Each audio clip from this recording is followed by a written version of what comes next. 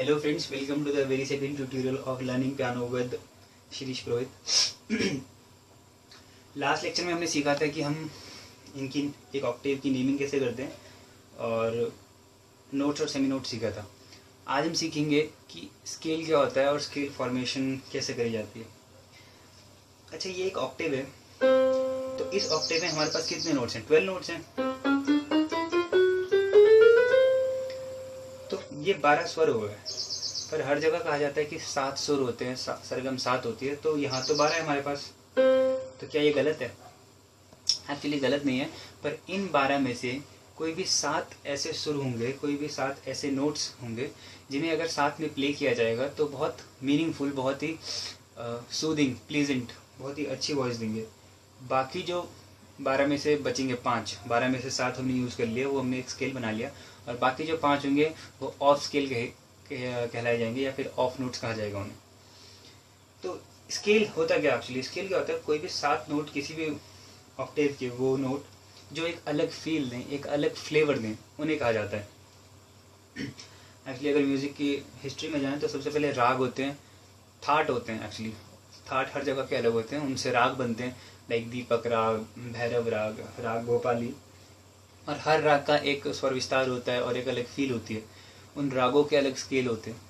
तो क्योंकि हर राग की अलग फील होती है, इसलिए बेसिक 2 स्केल बनाए गए यहाँ पे हमारे पास, रागों को ज़्यादा डिफाइन न करते हुए, एक मेजर स्केल और एक माइनर स्केल। तो सबसे पहले हम समझते हैं मेजर स्केल कैसे बनाया जाता है। तो मेजर स्केल किसी भी नोट का हो सकता है, सी शार्प, डी शार्प, ई, एफ शार्प, जी शार्प, किसी भी स्केल का। तो सबसे पहले अगर आपको कोई कहे कि आपको सी स्केल प्ले करना है and major 1, C major scale play करना है, तो जो स्केल का नाम होता है, सपोज इट्स सी मेजर, तो पहला नोट ही स्केल का नाम होता है। सी मेजर स्केल है तो पहला नोट सी होगा। ये पहला नोट सी था, अब हमें सी मेजर स्केल प्ले करना है। इनका मतलब इन 12 में से हमें वो 7 नोट चुनने जो सी मेजर स्केल को फील देंगे। तो फॉर्मूला होता है, आपको फुल नोट सेमी नोट समझाया था मैंने। फॉर्मूला होता है 2 full note, 1 semi note, 3 full note, 1 semi note. तो सी पे हैं तो 2 फुल नोट, यानी कि सी से पहले हम एक फुल नोट पे जाएंगे, डी पे, फिर एक और फुल नोट पे, ई पे, 2 फुल नोट आ गए। तो फॉर्मूला था 2 फुल नोट, फिर एक सेमी नोट। तो ई का सेमी नोट क्या होता है? F. Then 3 full note, then again 1 semi note, back to C. मैं फिर से समझा देता हूँ। सी पे थे हम, फर्स्ट नोट हमेशा स्केल का नाम ही होगा। उसके बाद 2 फुल नोट का मतलब है 1 2, पहला फुल नोट 1 2, दूसरा फुल नोट, सेमी नोट के लिए खाली 1, फिर 3 full note 1 2 1 2 1 2, then again last semi note. तो यानी कि अगर सी मेजर स्केल प्ले करना है, सी मेजर स्केल का सरगम प्ले करना है, तो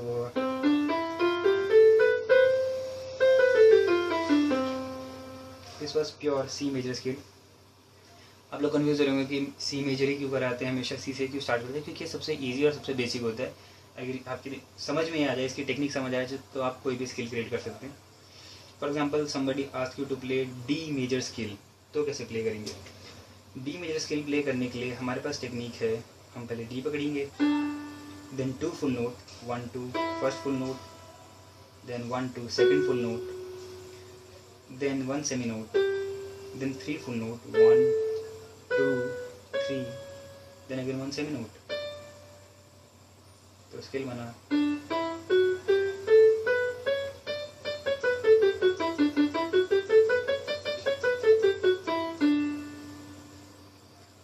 यानी कि ये 7 नोट ही डी मेजर स्केल को बना रहे हैं। अगर कोई और नोट आप इंक्लूड करने की कोशिश करोगे तो वो एक डिस्टॉर्शन देंगे, एक खराबी तो नहीं, आपके कानों को पता चल जाएगा कि कहाँ खराब हो गया स्केल।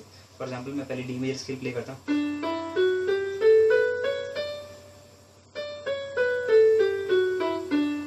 अब मैं इन दोनों नोट्स को इंक्लूड करने की कोशिश करूंगा,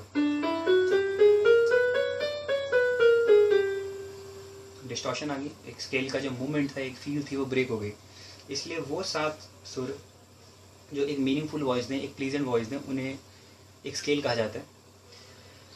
मेजर स्केल का फॉर्मूला आपको पता चल गया, 2 full note, 1 semi note, 3 full note, 1 semi note. आप कोई भी स्केल प्ले कर सकते हैं। सपोज आपको सी शार्प स्केल प्ले करना है, तो पहले सी शार्प पे गए, फिर C sharp major scale, 2 full note, 1 semi note, 3 full note, then 1 semi note. आगे भी जा सकते हो, पूरा स्केल प्ले कर सकते हो जहाँ तक करना।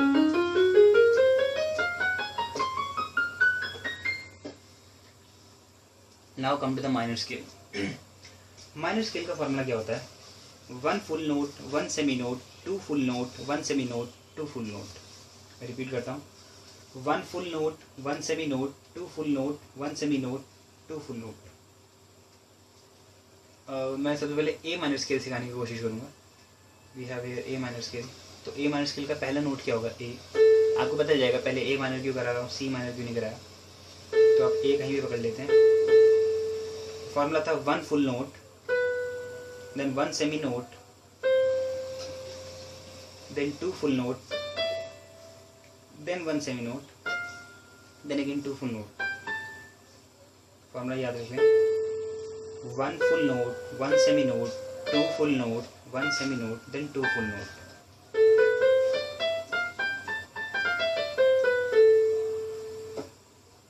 आपका सवाल शायद ये हो सकता है कि स्केल मेजर और माइनर क्यों बनाया, मतलब मेजर स्केल में 7 सुर थे, स्केल में 7 सुर थे, तो दो स्केल से क्या मतलब होता है। मैं अभी भी समझा रहा हूँ, हर स्केल की अलग फील होती है।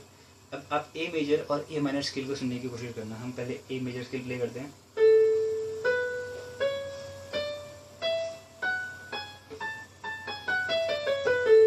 ये ए मेजर स्केल था। ए माइनर इज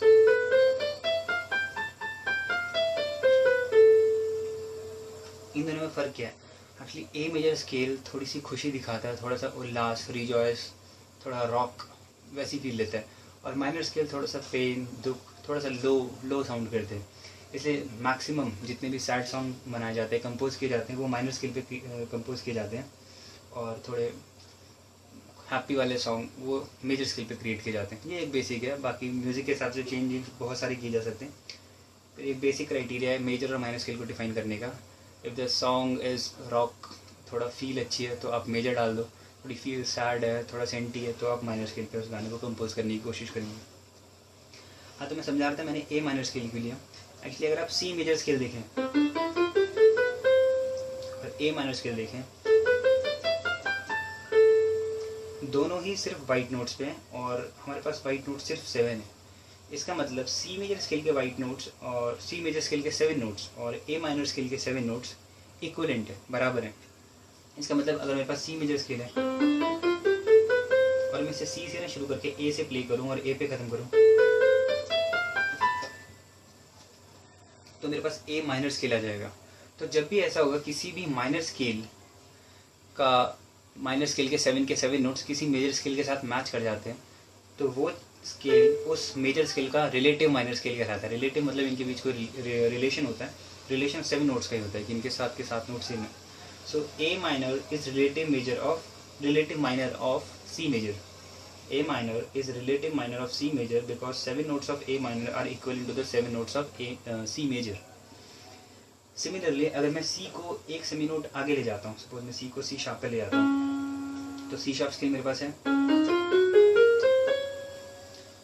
और मैं यहाँ से फिर मैं A को भी A शार्प पे ले जाता हूँ, यानी कि दोनों को मैंने एक एक सेमी नोट आगे कर दिया।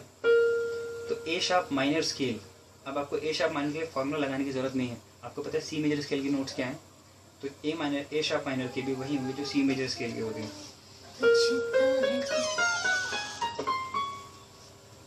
ये एक टेक्निक होती है रिलेटिव माइनर। मेजर स्केल को अगर आप जानते हो तो आप रिलेटिव माइनर स्केल बहुत आसानी से फाइंड कर सकते हो।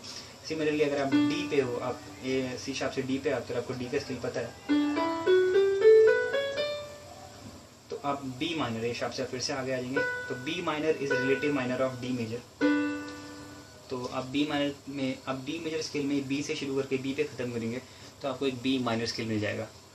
आई hope this is clear to you कि मेजर और रिलेटिव माइनर में क्या रिलेशन होता है। एक्चुअली दोनों के 7 के 7 नोट सेम होते हैं और आप कोई भी स्केल कभी भी कैसे भी क्रिएट कर सकते हैं। दोनों का फार्मूला आपको पता ही है। Suppose somebody ask you to play the scale F sharp major, तो आप पहले एफ शार्प पे जाएंगे, then you will go to 2 full note, then 1 semi note, then 3 full note, then 1 semi note.